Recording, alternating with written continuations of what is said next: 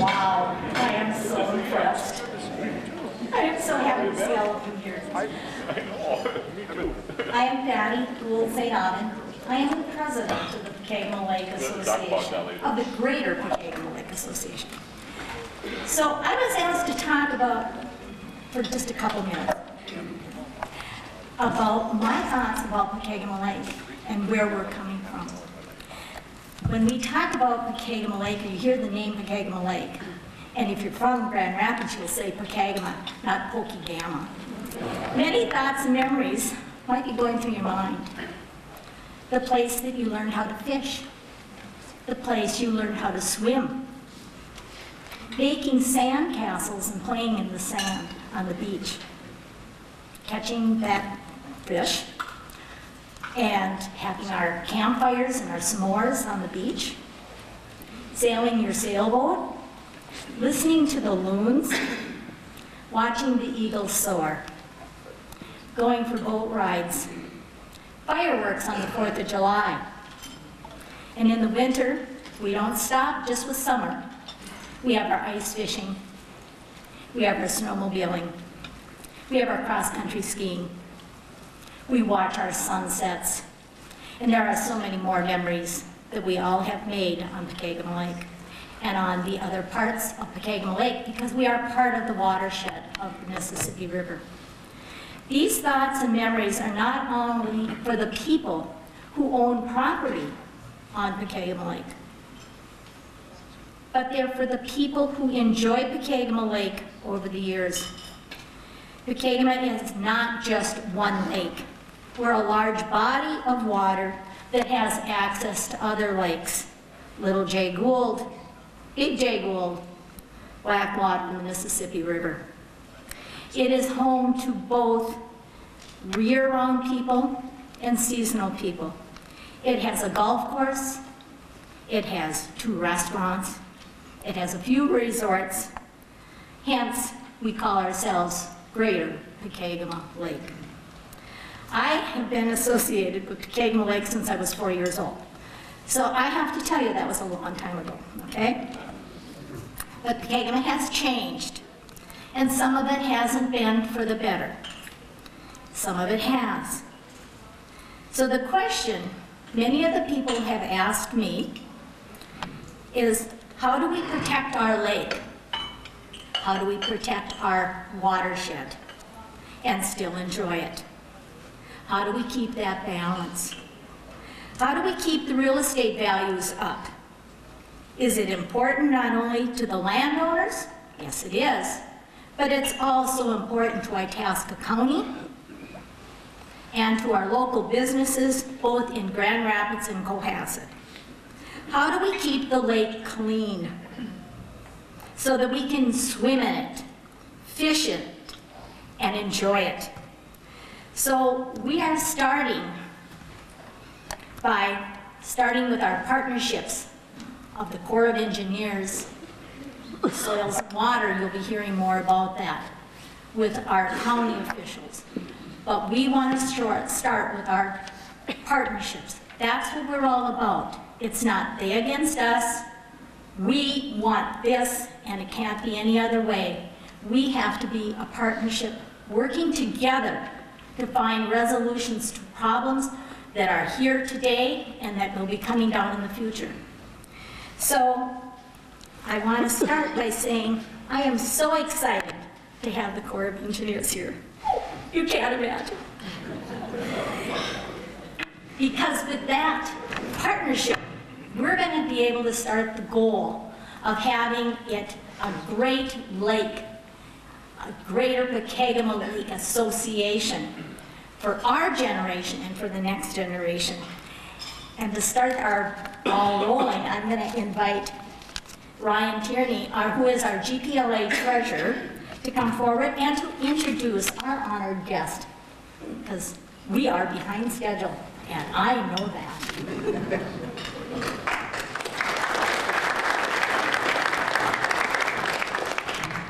I'm going to be very brief here and just try to get right into why everybody's here to hear the Colonel speak tonight. Our speaker this evening is Colonel Sam Calkins.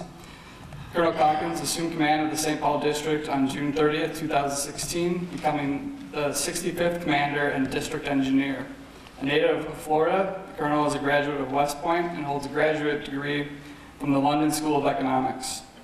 His awards and decorations include the Legion of Merit, Bronze Star Medal, the Joint Meritorious Service Medal, the Meritorious Service Medal, and the Bronze Order of the De Fleury Medal. Today, in addition to Colonel Calkins, we also have Jeff Steer of the Northern Headwaters Section Supervisor, Stephen Clark, the Chief Environmental Compliance Section, Brian Johnson, Civil Engineer, and Karine Hodap, Executive Assistant. We also have a number of elected officials and dignitaries that we are very grateful for their attendance. Without further ado, it is my pleasure and honor to introduce Colonel Sam Calkins.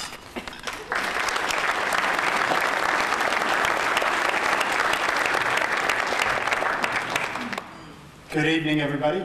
Thanks very much, Patty and Ryan, for that great introduction. And I told Patty before that I'm going to try to draw from some of her enthusiasm, so I'm glad she's sitting right next to me. So I might be flipping some cartwheels in a couple minutes.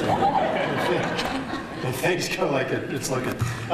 So I thought what Patty said was very interesting, and she was talking about partnerships and forming partnerships. So I'll give you want the bad news or the good news first? I'll give you the bad news first. All the easy solutions for the problems that you all face as residents of the area and living along Pokegama Lake on the shores, all the easy solutions are probably already taken care of, right? You guys have been living here for a long time. The Corps has been working in this part of Minnesota for well over 100 years. So the solutions are going to be difficult. They're going to take a lot of hard work to get through. And how do we accomplish that hard work? It's through partnerships. And so there are state officials here, there are local officials here, there are federal, I don't know if officials is the right word for us here, and there are residents here, the community. So we do all have to work together. And I can tell you without hesitation that we want to help make your lives on Pokegama Lake better if we can. But I'll go back that I don't want to make any false promises because the easy solution's already gone. So let's figure out what we can do to work together to make things better. It's really an honor to be here. We'll go through a little bit of background of what the St. Paul District does in just a minute here. And then I'm going to yield the floor to some of the experts from our district who Ryan introduced just a minute ago, who are the experts on hydraulics and hydrology, on the studies that we do and the way that the Corps looks at problems, and on some of the invasive species. So we'll get to all those topics within a few minutes. But I just wanted to acknowledge up front some of the problems that I know you all are concerned about. One of those, of course, is water levels with the developed shoreline of the lake. The fluctuations in water level, I know, can have significant impacts on all of you. So we'll talk about the Aitken Flood Control Project. Again, no easy solutions there. We'll talk about hydraulic study updates, or the ROPE study, as I think a lot of you are familiar with the study. We'll talk about water quality. I know in the letter that Patty sent out, there were some questions about runoff into the lake, and then also, probably more importantly, invasive species. So we'll talk a little bit about that as well. And then, interesting, I think one of the things that Patty mentioned was she didn't use the term climate change, but whether or not we expect changes in the climate and what our thoughts are on that. So we'll address all those things. I think that we'll probably be able to run through most of what we have here in about a half hour or 40 minutes, depending on how long-winded I am here. The people who follow me will be a little more efficient, I bet. But we'll be happy to stay here as long as you guys have questions and until the owner kicks us out. Was that, I forget your name, I meant Mike? Who? Mike, yeah, okay, there's Mike. So if Mike kicks us out, then I'll have to renege on that offer. But until he kicks us out, we're happy to stick around and answer questions. All right, so let me just go through a little bit first of background on the Corps of Engineers in the St. Paul District. You may well know why the Corps of Engineers is here, but for a lot of people that I talk to, they have no idea why an Army officer should be standing here talking to you about how we control locks and dams in the state of Minnesota. The answer is that it's sort of a historical quandary. In the 1830s, when the United States was a new nation and a growing power, somebody had to figure out how to navigate the lakes and rivers, the Ohio River, the Mississippi River, and others. And Congress and the President looked around and said, well, Congress looked at the President and said, hey, President, you need to solve this problem and pass some legislation. The President looked around and said, okay, I need some engineers and I need some people who can do the work. It turned out that West Point was the first engineering school in the nation, and most of the engineers trained in the United States back then were Army officers. And so the President turned to the Army and said, hey, I need you guys to solve this problem. And we've been doing it ever since. So since the nation's birth, the Army just celebrated its 242nd anniversary, I think, on June 14th. But for over 200 years, the Army and the Corps of Engineers have been doing this kind of work. We've picked up different missions over the years. So it used to be just navigation on rivers. We still do that for the St. Paul District. More than half of our budget and half of our workforce is committed to navigation on the Mississippi River. And that's why we built these reservoirs up here in the headwaters of the Mississippi back over 100 years ago. But we picked up other missions. So now we do a lot of flood risk mitigation is what we call it, flood control, a lot of people say. We do environmental restoration. We do regulation for wetlands and navigable waterways. So the Corps does lots of different things. And as a result, as you can see on the map up here, we're spread across the nation and the world. So the St. Paul District, you guys know where Minnesota is on the map, but we're part of the Mississippi Valley Division, which runs through the center of the country there in blue. There are 7 districts around the country, 7 Corps of Engineers, divisions, that are each run by a general officer, and then there's a colonel in charge of each of the 42 districts around the world. So I'm in charge of the St. Paul District, and we do have presence around the world, in Japan and Korea mostly because there's a lot of US military there, also in Germany and in the Middle East for the same reason. But again, in the United States, we're concerned about navigable waterways, flood control, and environmental restoration. All right, so this is a closer look at the Mississippi Valley Division. So my boss, Major General Weir, is in Vicksburg, Mississippi. And so something like 20 years ago, the Corps organized this way so that there's one command that looks at the Mississippi River and really not much else, which isn't quite true because I'll get to a map of the St. Paul District here. And you can see that we have responsibility in several states. So mostly Minnesota, Wisconsin, and the northeastern half of North Dakota. And our boundaries look a little funny. They're all squiggly because they follow the boundaries of watersheds. So the 4 watersheds that we're responsible for are, of course, the Mississippi River, which everybody here is most interested in, but also the Red River in the north on the border between Minnesota and North Dakota, the Souris River up there in northern North Dakota. And so we work a lot with Canada on management of that river. So when people in Minot get flooded out, they look to the Canadians to control the reservoirs, similar to maybe people in Aiken here looking to Pokegama to help them out. The Rainy River and the Lake of the Woods is also part of our responsibility. Kind of interesting that we don't control the waterways in all of Minnesota because the eastern side of Minnesota, that little strip of land there, drains into the Great Lakes. So that belongs to the Detroit district, not the St. Paul district. All right, so what does the district do? I mentioned a lot of these things just in the beginning, what every Corps district does. But our main focus again is support to navigation. So we operate 13 locks and dams on the Mississippi River, and we do a lot of dredging to maintain a 9-foot channel for barge traffic.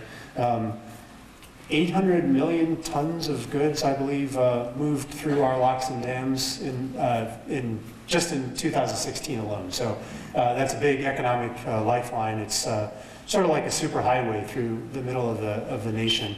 Really important to agriculture, to the energy industries. A lot of coal and oil gets shipped on the river, and that's one of our big focuses. When we're up here, we're talking a lot about flood risk management, so we're controlling lake levels. We have, you may have heard of the big project in Fargo that we started working on, just broke ground earlier this spring, so that's a great example of a flood risk management project. Environmental restoration, we have a project at Marsh Lake, which is not too far from here in western Minnesota, and then along the Mississippi River, we do a lot of environmental restoration, working on the shoreline, working on islands that are good habitat for fish, good for recreation. Regulatory permits, the St. Paul District, because of all the 10,000 lakes in Minnesota and that many again in Wisconsin, anybody who builds, and some of you may have had to apply to the Corps of Engineers for permits in the past, but anybody who builds on waterways and in wetlands has to work with both the state that you live in and the Corps of Engineers to get permits. So we spend a lot of time doing that. And of course, recreation and all our recreation areas. You see our park rangers here. Interesting statistic is that the Corps of Engineers has more park rangers than the National Park Service does. And we have more campers every year at Corps of Engineers sites around the country than the National Park Service does. And again, why is that? Why would the Army be running recreation sites? Well, it's because we have all these lakes and reservoirs, and somebody 50 years ago, the federal government decided that we might as well allow the public access to these beautiful sites that we have. So we built the campgrounds, and we have a great staff, including 22 college students that we hired this year to help us out and we do every year at our reservoirs and recreation areas. Just a quick note here on district history, and I'll kind of wrap all this up. But the St. Paul District just celebrated 150 years in the region. So any Civil War buffs out there might have heard the name up there of the first district commander. It says Major Governor Warren, but here's Major General Warren in the Civil War.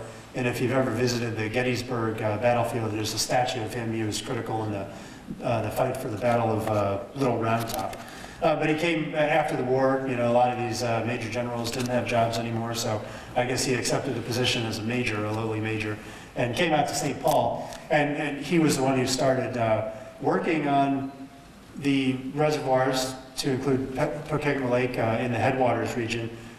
Initially, these were meant to help manage navigation on the Mississippi River. We don't use these lakes for that purpose anymore, but that's what they were initially for. And you can see some of the other things that the St. Paul District has been involved in. All right, so a little closer to home here, the headwaters region. You guys know more about this than I do, I would guess, but 7 federal reservoirs. Of course, 6 of those are the Corps of Engineers. Should I test my knowledge and try to name all 6? You guys can correct me, but Leech Lake, Lake Winnie, Pokegama, Gull, Cross, and what did I leave out? Sandy, Big Sandy. Oh, I was at Big Sandy Lake earlier today. I shouldn't have forgotten that one. And then Cass Lake is run by the Forest Service. And you can see lots of miles of river up here and lots of acres of lake. And so to finish up my portion of it before we get to really the technical part of the questions that you guys are interested in hearing about that I mentioned earlier. But what purpose do these headwaters lakes serve? You can see that navigation is first on the list, but again, that's sort of a historical footnote. The amount of water that we can control up here and then release into the Mississippi where there's barge traffic in the modern day is minuscule. It wouldn't have any effect. So the locks and dams that the Corps built back in the 30s really control navigation now. So the topics that you can read there are really what we're most concerned about here when we talk about the headwaters reservoirs.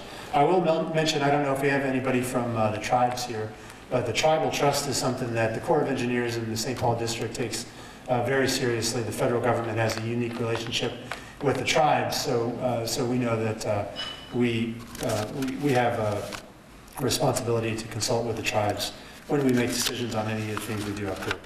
All right, I think that gets us to reservoir operations. So just to give you a quick roadmap of what's to come, Brian Johnson, who's from our H&H, or hydraulics and hydrology section, who is one of our water managers, is going to talk about reservoir operations. So just so you know, he may not mention this, 24 hours a day, 365 days a year, we are monitoring lake and river levels throughout our district. So that map of North Dakota, Minnesota, and Wisconsin that I showed earlier, we're looking at dozens of sites across those areas. And we have people on Saturdays and Sundays on Christmas morning who are making calls to people like Jeff Cook down at the end here, who is in charge of our Pokegama site. And they're making dam operations, gate operations, opening and closing gates on the river. So Brian knows a whole lot about this subject. He's been doing it for a long time, and he can answer the most difficult questions that you have. So as soon as I sit down and start asking those. To talk about headwaters studies, we have Steve Clark, who's a biologist but a planner. A lot of the work we do involves planning, long-term studies to look at how what we do affects the people and the communities and the natural world that our projects might affect. So he'll talk about the headwaters studies to include the rope study. And then Jeff Steer, who's the man in uniform there, is in charge of our northern headwaters region, and he's going to talk a little bit about what we've been doing to help control aquatic invasive species. And then after that, we'll open it up to any questions that you might have. I would say you can, if you have a burning question that you want to ask right now, please feel free, or you can interrupt, but we will set aside time at the end to answer any questions that you have. All right, without further ado, Brian Johnson. Yeah, thanks, Colonel Calkins. I'm in our water management section, like the Colonel said, and I regulate all the headwater reservoirs, the 6, and I also have Upper and Lower Red Lake and O'Galley in Wisconsin. So there's 3 regulators. I'm just one of the 3.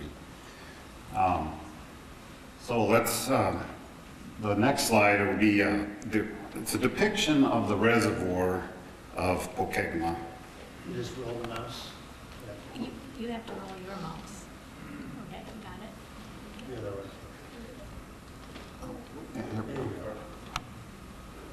So this is a depiction of the dam and the reservoir at Pokegama. And like Colonel Calkins said, our first authorized purpose for these projects way back, Winnie was our first project, and then all the rest of the headwaters projects followed shortly after.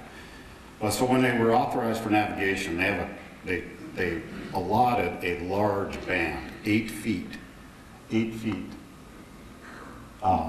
is the amount that are our congressional or operating limits, the congressional limits. And over time, these reservoirs, during the when they were first built, water was released for these. Winnie was actually drained right to the sill elevation. So I mean, there's wild up and down variations on these. So over time, all the cabins and lake homes were built. Other purposes came in. So our band are kind of leveled out. So up here is our normal summer, our half-foot summer band I put on the edge there. That's the half-foot band amongst the 8-foot operating limits.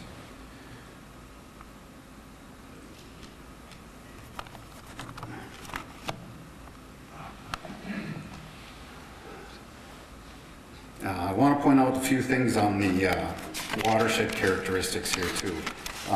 We do not control the entire river. And this is our watershed map that shows all the individual watersheds. And we use, obviously, Pokegama Lake for flood control down at Aitken.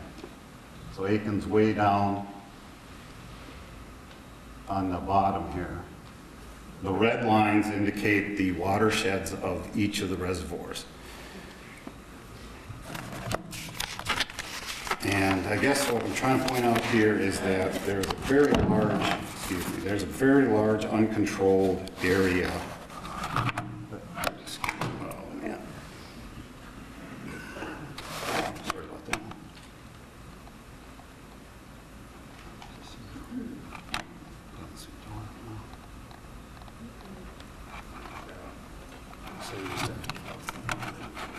That would be release the mouse.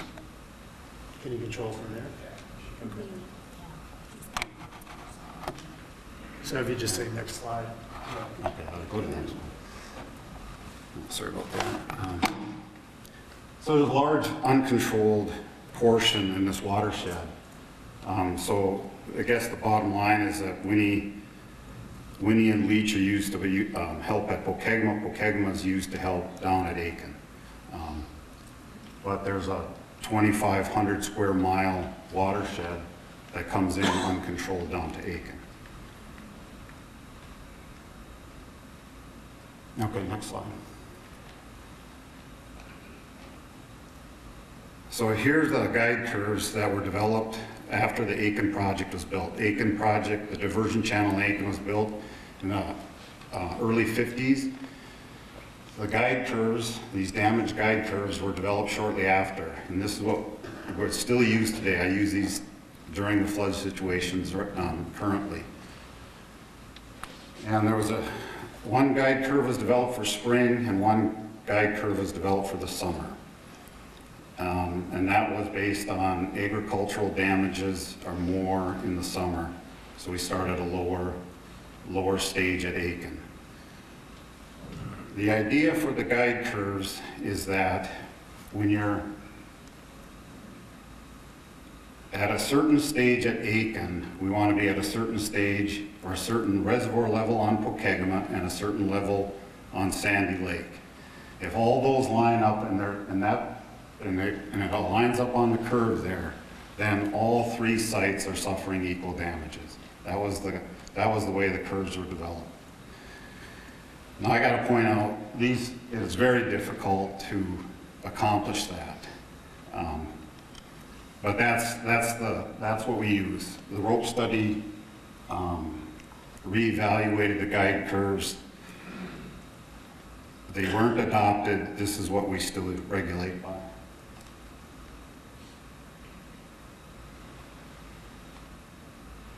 Spring curve starts at stage 14 at Aiken, and the summer starts at stage 12.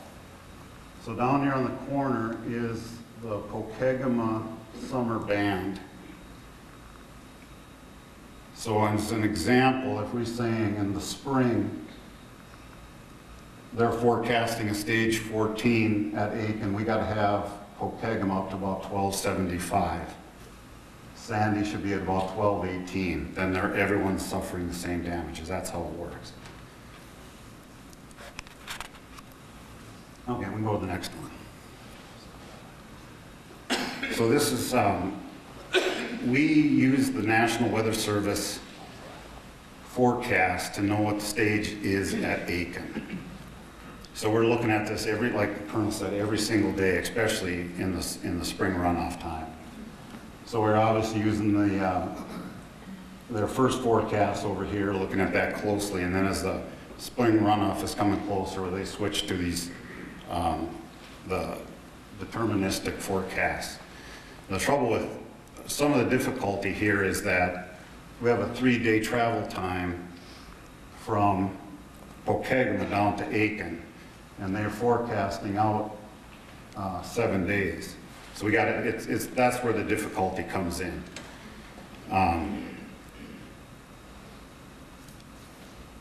Yeah, so yeah, it just becomes difficult to try to get on the curve. Yeah. So anyway, let's go to the next slide.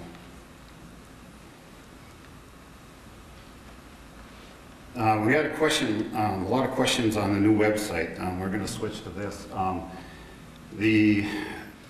Our new the district website is now updated, and that's the address for the St. Paul District Water Management website. Yeah.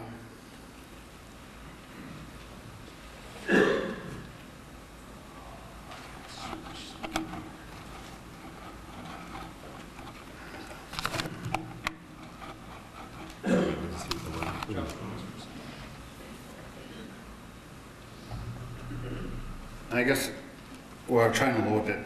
If you've been going to River Gauge is still there, but it's unsupported. It's administered out of Rock Island. There's a lot of issues with it, so River Gauges will eventually go away. It's still operational. We're trying to get people back to our new website, And if you had bookmarked that in the past, it should go back. It's the same address, it'll just be a new look.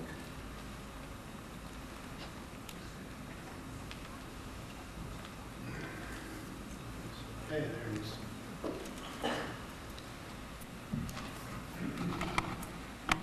Yeah, this is what it'll look like. If you want current data, the best is to go to gauges, headwaters,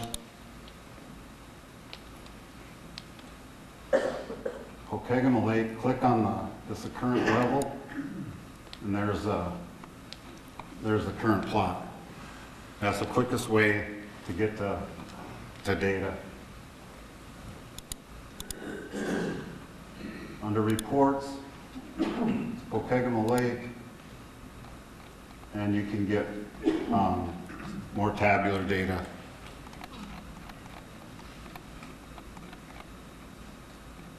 Brian, for people who haven't seen that before, can you explain what that data is? Yep. Well, let's go back to gauges, actually.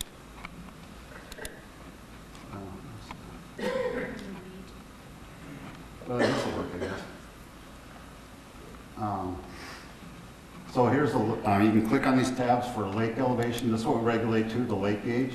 So this is the current level on the lake gauge, and with the tabular data for it, with the lake gauge here. And then this is the pool elevation, is the gauge up by the dam. And then of course tailwater and the outflow. And it looks like we got some work to do there.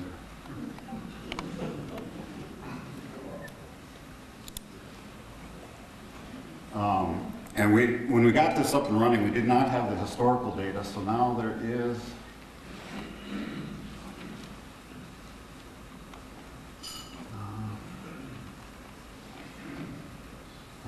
we have our historical data on the site, but if you need a data request for historical data, someone on the lake just wanted a plot of the lake elevation back to 1970, and I provided that for them. So if you have data questions, call me, email me. Question? Looking at your graph there, we talked about this in the past, is there some way to put the normal summer band right on the graph so we can see where we are in relation to the normal summer band, which 1272 or the normal person needs number? Yeah, correct. I know, and you may have been the one that's commented in the past on this many times. And I know that was submitted to the web developer, and I was thinking of that too. We're going to do that. We'll get that added. It's a work in progress. They're just adding the historical data to it. So we can go out of this. And the last thing I was going to mention on that slide was we're migrating to SWIMS is the acronym, Core Water Management System. It's going to be a new way that we're going to regulate our projects, and we're already using SWIMS on the Mississippi River, and it's coming to the upper Mississippi, and I think it's FY19, so it's a little ways out yet. But thank you.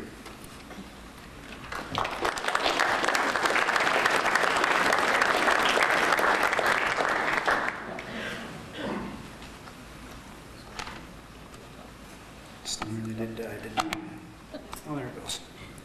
All right, hi. Again, my name's Steve Clark. Technically, I'm a fisheries biologist, and I'm in our planning section of the Corps of Engineers. So I know a little bit about how we do our planning studies, and I'm just going to talk a little bit about that. 3 different planning efforts, two that have already occurred in the headwaters, and one that is a potential planning effort that we are requesting funding for here now. So the rope study. I'm guessing many of you in the room here remember this, maybe even remember me because I was the manager of the rope study for some time. So what is it? Reservoir Operating Plan Evaluation. Basically, it's a process we use to determine whether or not how we are operating the reservoirs could be improved. based on balancing different benefits of the system. So the primary output, you can see, was an operating plan that fully balances many different interests: economic, cultural, and natural resource interests. And these are all listed here again. So this was our attempt to balance all of these. The way we had been operating the reservoirs up until recent times was, for our, theoretically anyway, for our authorized purpose of navigation and water supply, kind of, if you will, to cities that we actually don't operate for, because as the Colonel mentioned, enough water from the reservoirs doesn't even make it downstream to make much of an impact. So we operated for flood risk reduction, we operated for recreational purposes. At that time during the rope study, we wanted to evaluate other things like natural resources, fish and wildlife, tribal interests, shoreline bank erosion, and again, also considering recreational impacts. And we consider hydropower as well. So the idea with the rope study was to bring all of these things together and look at different water levels and how we might benefit everything in the system as best as possible. So the study took 7 years. We spent $4 million. We completed an environmental impact statement for the study, and we finished it in 2010. We signed the ROD in 2010. At the end of the day, we ended up not making many changes to our operations for a number of different reasons. And you can ask me about those and we can talk about them if you'd like, but I don't need to stand up here and talk for 2 hours about the rope study, because that's old and gone. So the next study that becomes of a great interest to people here especially is what we called our Aiken 205 study, a local flood control project study, because I'm sure everybody in this room understands that Brian, operates these reservoirs in considering impacts to Aiken from flooding, and to Sandy and Pokegama and all of our other reservoirs as well. But Aiken is downstream of our headwaters reservoirs, and they flood frequently. So a lot of our attention, if you will, during the spring is focused on Aiken and preventing them from being flooded out. The 205 study is a local flood control project where we looked at different ways where we may be able to reduce flood impacts at Aiken. So we completed what is called here is an initial appraisal report in 2004, fully federally funded. We also call them recon reports, very low level of detail, initial look at a project to decide whether or not there is a federal interest in studying it further with higher levels of detail. That was completed, let me see here. So had that project been completed and we had recommended construction, we would have gone into what the Corps calls a feasibility study, more level of detail. 205 projects are limited to $7 million federal. Local sponsor has to pick up a percentage, 35% I believe, for 205 studies. But that study was terminated in 2011. And this is one table that kind of shows the outcome of that study very briefly. So, and that's not going to show up on the screen. So the one in bold, the new diversion channel, many people understand that downstream, so Aiken currently has a diversion channel that goes around the city, helps them tremendously during floods. It was built in the 1950s by the Corps of Engineers. Downstream of where the diversion channel comes back into the Mississippi, there's a restriction in the channel that's referred to as Pine Knoll. If we could open that bigger, go around it, do different things, we might be able to let more, or I should say that water would not back up as high at Aiken, and the flooding problem there would be reduced. We looked at that during this 205 study, 25 to 30 million to solve that problem. The BC ratio, the benefit cost ratio, has to be at least 1 to be feasible, meaning you have to get at least the benefits out of it you spend. That, as you can see, had a ratio of 0.1 .2 was not feasible. The only option out of the study that looked like it might be feasible were non-structural solutions for Aiken. So like things like home buyouts, moving structures, things like that. And even that was barely feasible, and we weren't even certain of it. With a low level of detail in this kind of a study, you don't know for sure. So we had one alternative that was possibly feasible under the 205. We could have theoretically requested going into a feasibility study. Requires a local cost share sponsor to sign on for part of the study costs. It was basically determined that there just was such a low likelihood of there being a feasible solution for Aiken that the study was terminated. So there simply was not anything that came of the Aiken 205 study. So those are the two major recent studies that we've looked at in the headwaters in the past. Make sure that's right. So we actually have a request in now for a new watershed study named Upper Mississippi from Lake Itasca to Minnesota. And I'm just going to read these off. So this study was put into our budget request packages. I want to say we started requesting money for this study maybe 3 years ago now. We keep requesting it. We're requesting it again for FY18. Possibility we would request it again for 19. It just hasn't. We just simply haven't been provided funding to do this yet. As you can see, this would be an Upper Miss River study to assess basin-wide watershed problems, including ecosystem restoration, flooding problems, Asian carp, reduction of sediment and nutrient loadings, and you would make a determination of federal interest in other studies or other projects that might spin off from a watershed study. So the rope study, with the rope study, it's a watershed. It was a watershed approach, but we were just looking at how we operate water levels in the dams, and that was pretty much all we were looking at. Well, the watershed study, it kind of opens the door to everything. Outside the actual water bodies themselves, but within the entire watershed, the different things we can do. So these usually, they'll take a little bit of time, a couple of years. We might look at different solutions that we could implement, maybe habitat restoration projects. A lot of times watershed studies are completed and they result in recommendations that the locals can implement themselves, that in fact the Corps of Engineers doesn't even have the authority to implement. Under the rope study, we were limited to the things that we have authority to manage, which is our locks, or not locks, but our dams. Watershed study looks at a broad range of things. They can become large studies because of that broadness, but it gives you the opportunity to look at many different things. And then I'm going to show you a slide that has way too many words for PowerPoint. This is in fact the language that is in the request for funding for this study. So this actually details a little more detail, the nuts and bolts of what would be included in that study. How we operate our reservoirs, in all likelihood, would not necessarily be something that would be reviewed under this watershed study because it's been done under the rope study. We would look outside and broader. As you can see, it does specifically address aquatic invasive species, but not necessarily directly address flooding impacts.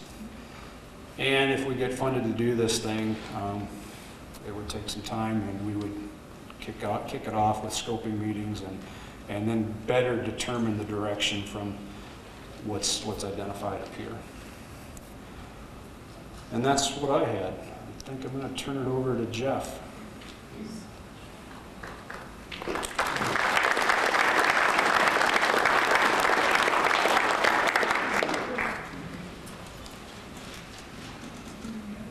Thank you. My name is Jeff Steer, and I work out of the Pokegama Dam office, and I oversee Red Lake, Winnie Leach, Pokegama, and Sandy Lake.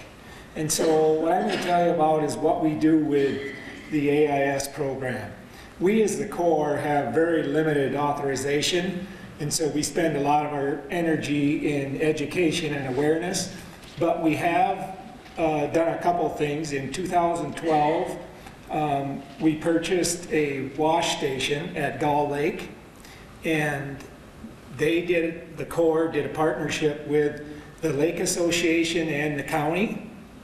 And so what they have down there is they have the Corps operate, or I should say maintains, and the wash station, but the county uses county employees to operate the wash station. And of course, Minnesota DNR trains the county employees. And so that was in 2012. They pretty much cover all of the major weekends and holidays at Gull Lake. I guess I'm not following the script up here, but anyway, so perfect, 2012. And so that was purchased with handshake funds, so Brent. But anyway, as I said, that's partnership is with Cass County. Last year, we ended up doing a 50-50 cost share with Cass County again, and this was for at Leech Lake. And we're using the same, really the same standard operating procedure. The Corps will maintain the equipment that's kept at our facility. The county has state-trained inspectors and operators there. And so then on busy weekends and holidays, and then randomly throughout, depending on schedules, there will be a team of people there at the boat landing. So these landings are on Corps property. That's the big thing. That's one of the differences with Pokegama Lake.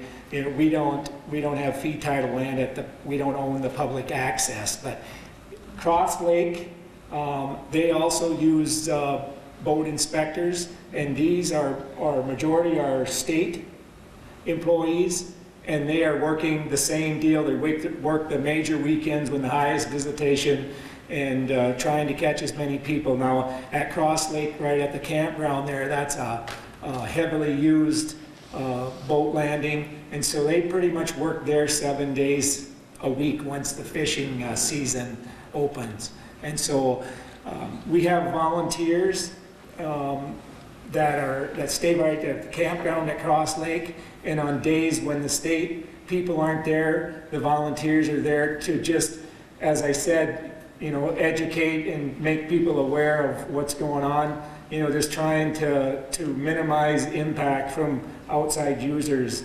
on that. So Sandy Lake, we also have inspectors, and that's a little bit different there. That's with Aiken County, but I believe the Big Sandy Lake Association helps fund the county employees and they do the same thing. They're working the busy weekends and holidays, and they spend at least 8 hours a day at the landings trying to hit the peak times and try to just, you know, get as many boats either inspected or talk to as many people. And that's what we do with our rangers also, is trying to reach out and you know, just making people aware of the issues with the invasives. And so I think that pretty much sums up as far as with our program, what we're doing with the invasives here in the headwaters.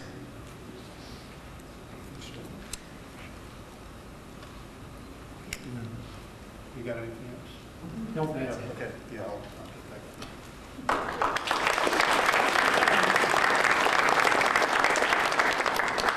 Thanks, Chef. And I think Sammy on the topic of, or sorry, Patty on the topic of invasive species actually asked about Asian carp as well. And so from the Corps' perspective, of course, thankfully that Asian carp aren't a problem here yet. We closed 2 years ago now in 2014 the Upper St. Anthony's Falls Lock and Dam in Minneapolis.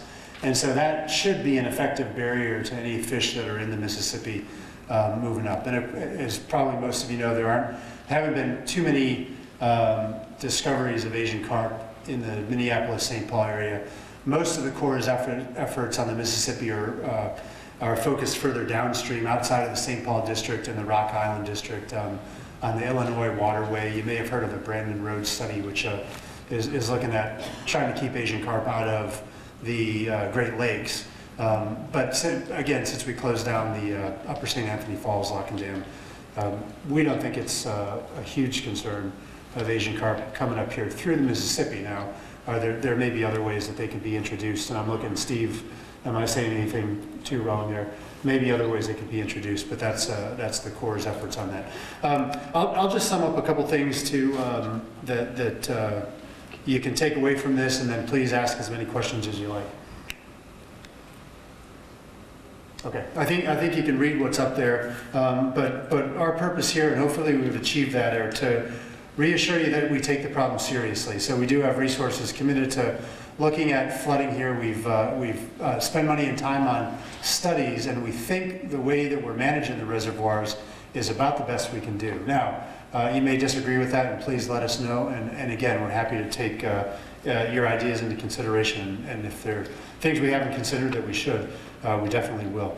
I also want to just reiterate that it is a challenging problem. So one of the graph that Brian Johnson showed that had a pie chart on it showed that something like 35% of the water that runs into this watershed is not controlled by any lock and dam. So that if there's a big rain event close to Pokegama Lake, really what we do at Leech Lake or Winnebagosh doesn't do a whole lot in the short term to control what happens in Pokegama Lake. Of course, we monitor that, we make adjustments as possible and control for it, but a lot of it really is out of our control. And I think finally, Ellen, with the idea that the partnership is what's important. So as an example, the studies on Aitken and what projects we could do there, the Corps' benefit-cost ratio. I talked to a couple people before the meeting started about ideas on how we could maybe measure benefits differently and measure costs differently, and we'll be interested to hear what you have to say on that. We have some rules that we use the guidelines that the entire Corps of Engineers uses, not just the St. Paul District. But if there are ways that we should look at those differently, we're willing to entertain thinking about that. And then finally, while the Corps of Engineers and the federal government may not be able to pay the $25 million price tag that we estimated there, what we can do is assist state and local efforts to work on a project. So, we have lots of resources in terms of engineers and hydrologists and biologists and so on and so forth that can help design any project that perhaps the state or local governments or agencies would want to take the lead on. We have ways to get some funding for those, even if we can't fund the entire project. Again, we're interested in partnerships, we're interested in cooperating with the community, and I'll end by saying we're interested in hearing your ideas, so please ask questions if you have them.